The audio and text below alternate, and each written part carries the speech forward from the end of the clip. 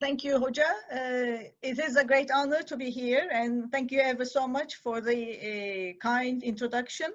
We are really honored to be here today. And also special thanks to our participants for being here. I'm sure it will be a lovely session. We've been looking forward to it.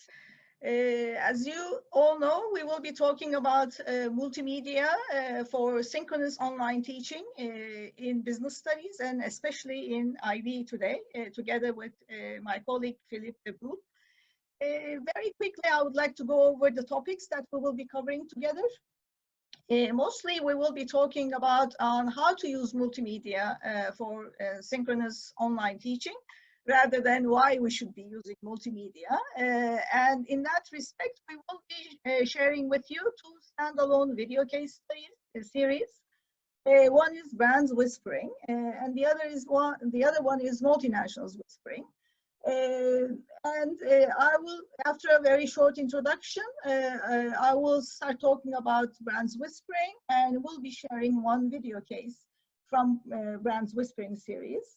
Then Brands Whispering is actually a web and video based ebook that was developed specifically for marketing, and it has been in use since 2016. Then I will leave the screen to Filip to talk about Multinationals Whispering, which is a new video case collection being produced as specifically for international business. And this is a part of an ERASMUS project. Filip is our project coordinator, and I take part in that project as a UK SME, as one of the partners. Today, all our aim is to be able to use these video cases and show how to use these video cases as part of online teaching.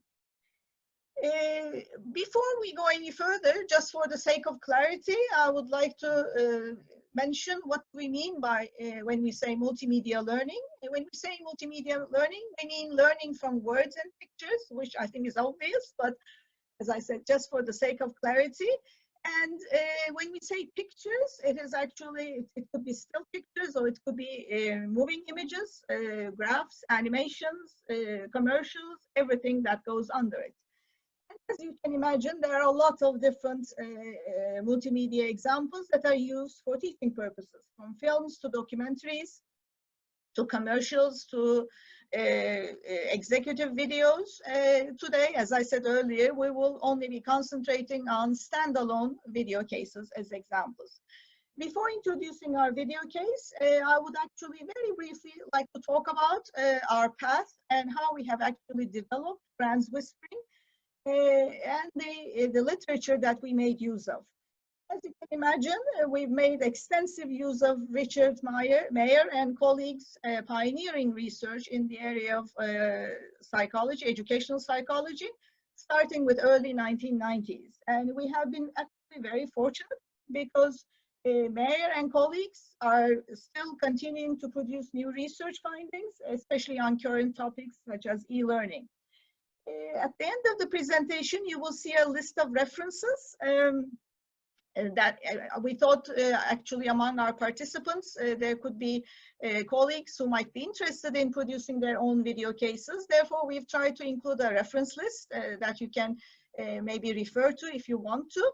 And we may use a lot of other material, as you can imagine, while putting together the video cases, while producing the video cases. Of those, of the literature we've made use of, actually we were able to isolate or identify three very important points while producing our video cases. One was, we said that since people learn better from words and pictures than words alone, we decided to end up with a video case, a standalone video case study, in order to be able to teach textbook material, not as a case, but as material. The second important point that we have identified, again based on Mayer and Moreno's work, they were talking about factors that need to be taken into consideration to be able to reduce the cognitive load while producing multimedia. They're talking about 9 tips, and in their research, From the very start, we've actually used their research findings and integrated their findings into our own video cases while producing the video cases.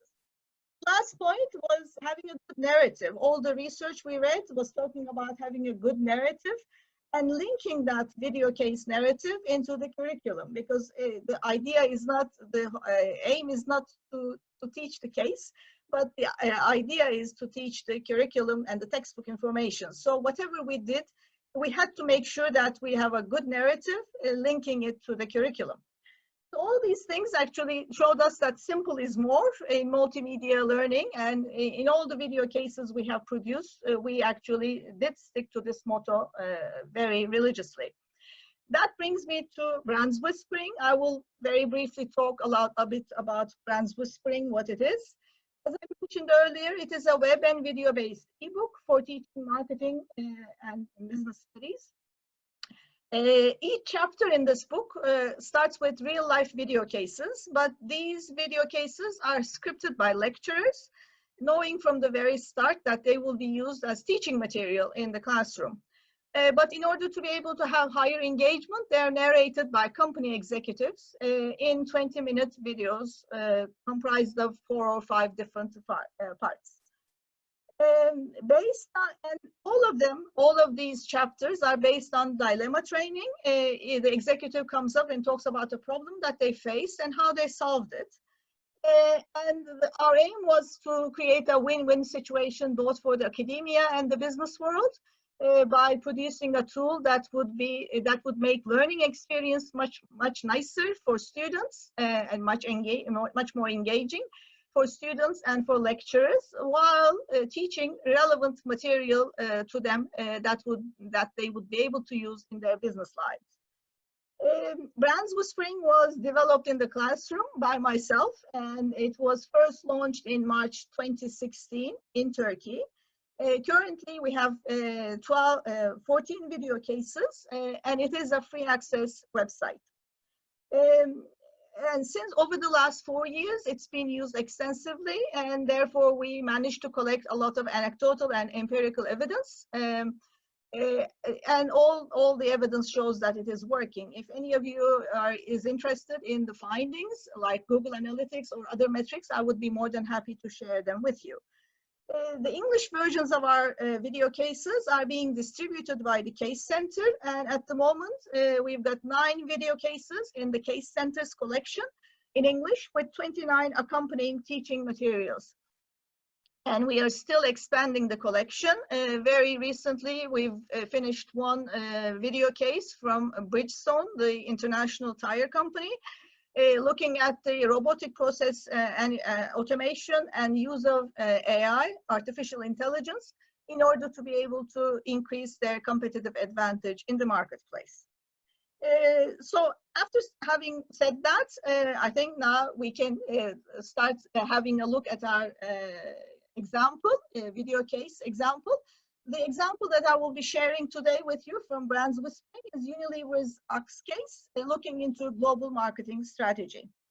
You will see a 7-minute clip taken from a 20-minute video, and you will see the Unilever deodorant category manager explaining how Axe was launched in Turkey with the international brand claim of female attraction. As you know, this was being used widely all around the world for quite a bit. But then after 2010, they realized that they had to move away from gender-specific stereotyping globally.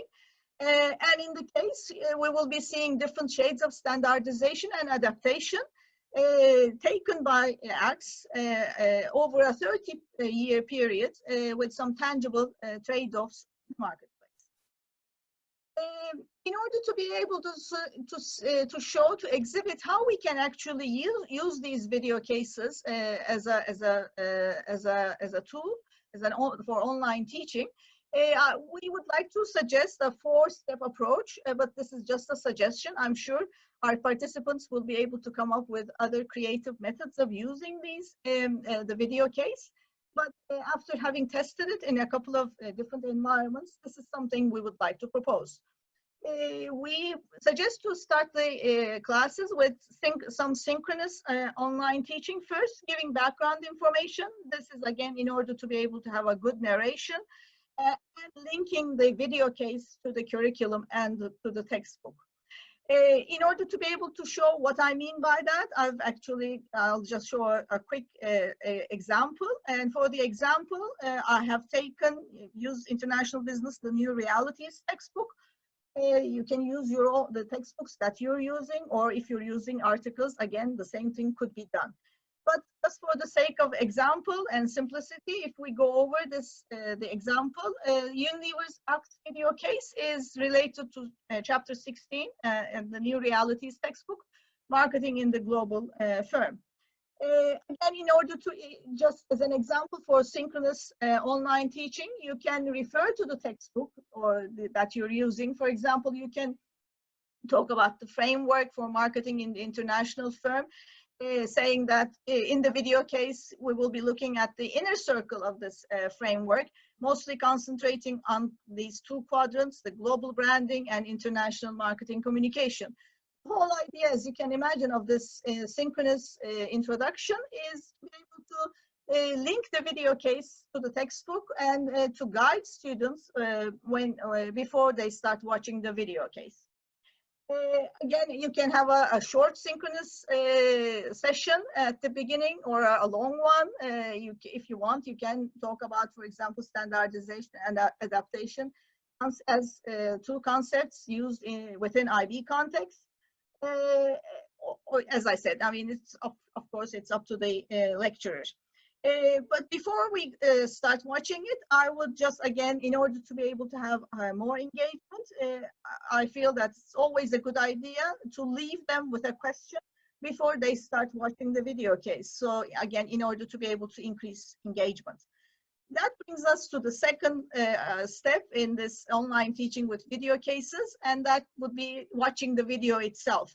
That could also be synchronous, as we will see today, or it could be asynchronous, again, according to your preferences. Students can watch it beforehand, or if they want to refer to it after the class, they can do it. So that it's got some sort of a flexibility. Now we'll see these again, and it's again also it's advisable to pause instead of just watching this video all at one go, to pause and have a discussion and then continue in order to have more lively class discussions. For the sake of simplicity and for the sake of time, we will not have any, of course, any discussions, but you'll watch these 4 clips one after another, and then we'll see the rest of it. Right, after the video, watching the video case, the third step that can be used in the classroom environment is asynchronous teaching, making use of the audio teaching notes. As part of Brand's Whispering series, we also supply audio teaching notes as part of the, as I said, teaching material. You can also have your own teaching materials. The few charts you will hear, I will not be talking, you will hear my voice, but they are pre-recorded teaching notes. Again, this, in order to be able to have some sort of a different approach, or also have a blend in the lecture, usually it works quite nicely. The last step is, again, after this asynchronous part, you can have a synchronous session, having a class discussion, making sure that maybe if you want, your students can have role-playing sessions in order to be able to have a livelier class discussion. Or if you want, you can again switch back to the textbook. And for example, you can talk about things that are not covered in the video case, such as cost reduction advantages that we see in standardization, or complying with government regulations under adaptation. These are the points that are not touched upon in the video case. I think I will stop here and then leave the screen to Filip to talk about multinationals whispering.